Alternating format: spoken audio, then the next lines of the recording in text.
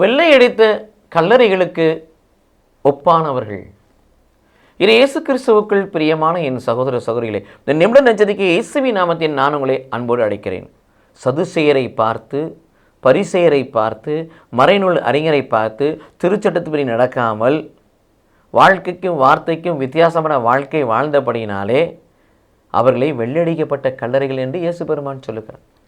நமக்கும் அப்படிப்பட்ட நிலைமை வந்துவிடக்கூடாது. நாமெல்லாம் வெள்ளடிக்கப்பட்ட கல்லறைகளில் வெளியிரென்று மிளிர்கின்ற ஆண்டவரின் கருவறைகளாக இருக்க வேண்டும். இறை வார்த்தையை பார்ப்பவர்களாய், படிப்பவர்களாய், கேட்பவர்களாய், தியானிப்பவர்களாய் இருக்க வேண்டும். திருப்பாடல் 1:1 வாசிப்பது போல, தீயோரின் அறிவுரைப்படி நடவாமல், பாவிகளின் வழியில் செல்லாமல், பரியாரர் கூட்டத்தில் அமராமல், அல்லும் பகலும் திருச்சட்டத்தில் இன்பம் காண்பவர்களாய் தியானிக்கிற பிள்ளைகளாய் இருக்க வேண்டும். நீதிமொழி 11:1 வாசிப்பது போல, கள்ளத்தராசு ஆண்டவருக்கு அருவருப்பானது, சரிநெறிய அவருடைய திருவுளமாம்.